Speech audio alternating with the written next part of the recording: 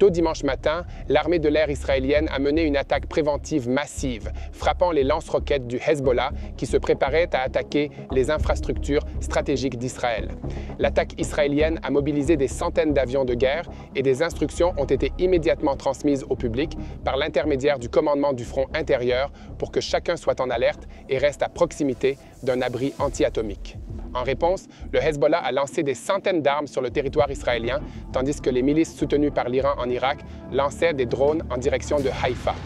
Dans la bande de Gaza, les forces de défense israéliennes continuent de se battre. 3 réservistes ont été tués, dont 2 par un engin explosif à Zeytoun. Pendant ce temps, les négociations en vue d'un accord de cessez-le-feu et de la libération des derniers otages semblent sur le point d'échouer, les rapports du Caire ne faisant état d'aucun progrès. Plongeons dans les détails. Je m'appelle Yair Pinto et voici votre reportage de Boots on the Ground sur ce qui se passe en Israël au 323e jour de la guerre contre le Hamas, le Hezbollah, l'Iran et tous ses mandataires terroristes au Yémen, en Irak et en Syrie. Derrière moi, vous voyez l'une des maisons israéliennes qui a été directement touchée par un missile du Hezbollah. Ces dernières 24 heures ont été marquées par une formidable escalade de l'activité cinétique sur le front nord, Israël ayant donné le premier coup de poing avec une frappe préventive tôt dimanche matin. Cette attaque préventive a déjoué les plans du Hezbollah qui souhaitait lancer une attaque surprise visant les installations stratégiques israéliennes, les bases militaires et peut-être même l'aéroport international Ben Gourion. En revanche, le Hezbollah a réussi à tirer des centaines de roquettes sur des communautés civiles en Galilée et sur le plateau du Golan, ainsi que sur Saint-Jean d'Acre, Ain Hamifratz, Maala et Tzfat.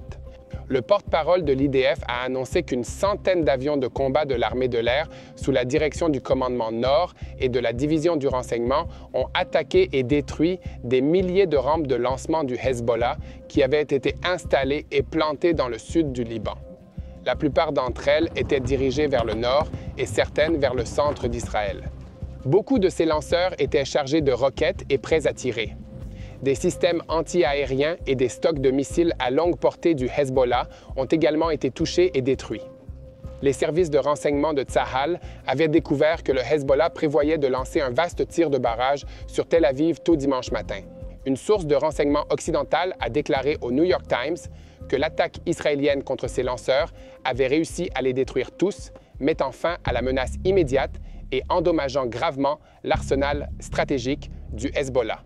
L'attaque préventive a été approuvée samedi soir par le Premier ministre Benjamin Netanyahou et le ministre de la Défense Yoav Gallant à l'issue de discussions menées au quartier général de l'armée israélienne à Kiryat, à Tel Aviv. Le porte-parole de Tsahal, le contre-amiral Daniel Hagari, a fait une déclaration matinale inhabituelle dimanche à propos de l'attaque préventive, avertissant qu'il s'agissait de l'une des premières étapes d'une campagne difficile. Il est conseillé aux habitants du Nord de rester à proximité de leurs abris anti-bombes et d'être en état d'alerte en cas d'arrivée de roquettes et de drones. Il y a peu, Tsahal a identifié une organisation terroriste du Hezbollah qui se préparait à tirer des missiles et des roquettes en direction du territoire israélien. Dans le cadre d'un acte d'autodéfense visant à écarter ces menaces, Tsahal frappe des cibles terroristes au Liban à partir desquelles le Hezbollah prévoyait de lancer ses attaques contre les civils israéliens. Toujours selon le porte-parole Gary, dans un avenir proche, le Hezbollah lancera des roquettes, voire des missiles et des drones en direction du territoire de l'État d'Israël. L'armée de l'air était prête à lancer immédiatement un mécanisme d'opération élaboré et, en conséquence, nous avons entamé une opération visant à éliminer la menace dans toutes les zones où nous l'avons identifiée. Il existe plusieurs points stratégiques de ce type dans le sud du Liban. Nous savons que nous serons confrontés à des roquettes, à des drones et peut-être aussi à des missiles. Il est très probable que nous soyons confrontés à différents types de menaces sur le front intérieur. Israël ne tolérera pas les attaques du Hezbollah contre nos civils. Nous sommes en état de légitime défense face au Hezbollah et à tout autre ennemi qui se joindrait à ces attaques contre nous. Et nous sommes prêts à tout faire, tout ce dont nous avons besoin, pour défendre le peuple d'Israël. Environ 45 minutes plus tard, le Hezbollah a commencé à lancer de lourds barrages de roquettes, déclarant qu'il s'agissait de la réponse à l'élimination de Wad Shukar. Nous avons achevé la première phase. C'est ce qu'affirme le Hezbollah. il est très important que vous compreniez la situation à laquelle Israël est confronté. Le Hezbollah est un ennemi dangereux et insidieux qui menace la frontière nord d'Israël depuis des décennies. Nous lui avons livré une guerre en l'an 2006 et dès qu'elle s'est terminée, les deux parties ont commencé à se préparer pour le prochain round. Cela a pris beaucoup plus de temps que ce que l'on pensait, mais c'est maintenant chose faite. Le Hezbollah mène ce que l'on peut appeler des attaques de harcèlement en Galilée depuis le 8 octobre de l'année dernière. Mais il peut faire beaucoup plus. Il dispose d'un vaste arsenal d'armes mortelles qu'il peut tirer sur Israël et au cours des dernières semaines, il a déjà commencé à augmenter le rythme de ses attaques contre les communautés civiles. Les services de renseignement israéliens ne se sont pas laissés distraire pour autant, gardant un œil attentif sur la menace d'une attaque massive. Au cours des dernières 24 heures, les préparatifs d'une telle attaque massive ont été détectés et les plans visant à neutraliser cette menace ont été mis en œuvre. Tôt dimanche matin, le ministre israélien de la Défense, Yoav Gallant, s'est entretenu avec le secrétaire américain à la Défense, Lloyd Austin, et a déclaré qu'ils avaient discuté de la nécessité d'empêcher une escalade régionale. Selon le communiqué du ministère de la Défense, Gallant a déclaré à Austin que nous avions attaqué le Liban de manière ciblée afin d'éliminer une menace immédiate pour les citoyens d'Israël. Nous suivons ce qui se passe à Beyrouth et sommes déterminés à utiliser tous les moyens à notre disposition pour protéger nos citoyens. Une source de sécurité sino-Hezbollah a récemment déclaré que le cheikh Hassan Nasrallah, chef du Hezbollah, avait 3 objectifs principaux. Il s'agit de dissuader Israël de poursuivre les assassinats au sommet de l'organisation, de créer une équation géographique selon laquelle Beyrouth menace Tel Aviv et de mener une action qui n'entraînera pas de réponse israélienne, ce qui se traduirait par une détérioration de la situation en une guerre régionale. Nous devrons voir dans quelle mesure les plans et les objectifs de Nasrallah se poursuivront dans la nouvelle situation.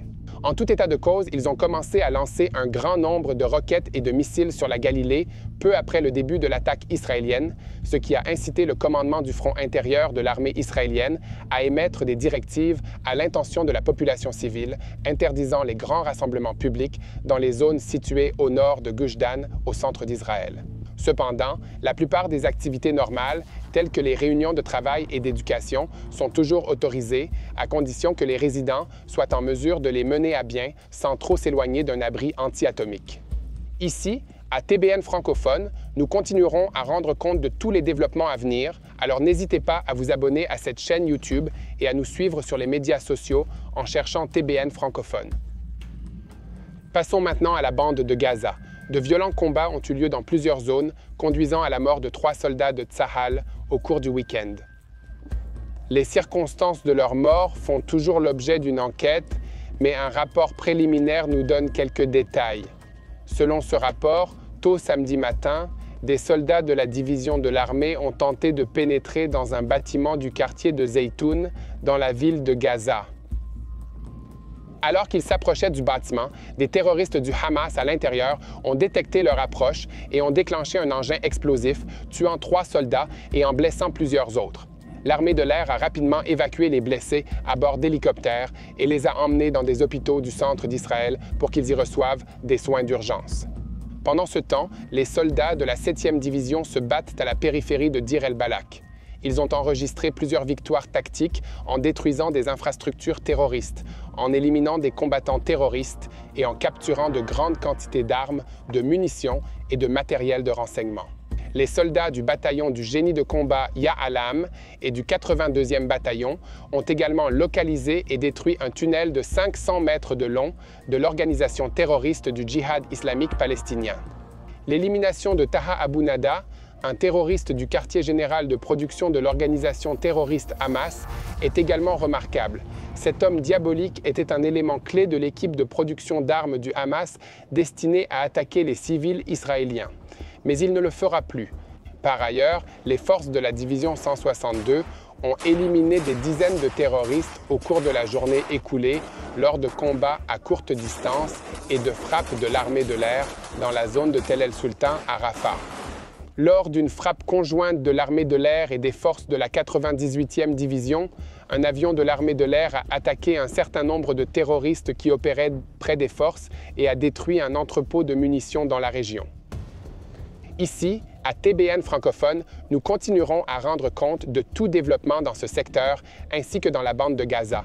Continuez donc à diffuser la vérité en partageant nos vidéos sur YouTube, en vous abonnant à cette chaîne YouTube et en nous suivant sur les réseaux sociaux.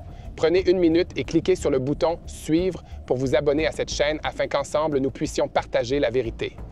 Les négociations en vue d'un cessez-le-feu à long terme et d'un accord sur la libération des otages doivent se tenir dimanche au Caire.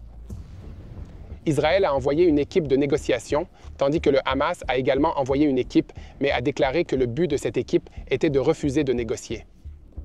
Cette situation, bizarre même selon les critères du Moyen-Orient, ne nous permet pas d'espérer que ces pourparlers porteront leurs fruits. Nous continuerons à vous informer sur ce sujet et nous vous demandons une fois de plus de nous aider à diffuser la vérité en partageant nos vidéos sur YouTube et en nous suivant sur les réseaux sociaux. Mais surtout, joignez-vous à nous dans la prière. Cette guerre est une guerre spirituelle et nous avons besoin de votre aide. Veuillez donc prier pour les soldats de Tsahal qui défendent notre pays au nord, au sud, dans la bande de Gaza et en Judée et Samarie. Veuillez prier pour les citoyens d'Israël qui sont affectés par ces roquettes qui volent au-dessus de nos têtes tous les jours. Et la chose la plus importante est de s'unir dans la prière pour la paix à Jérusalem.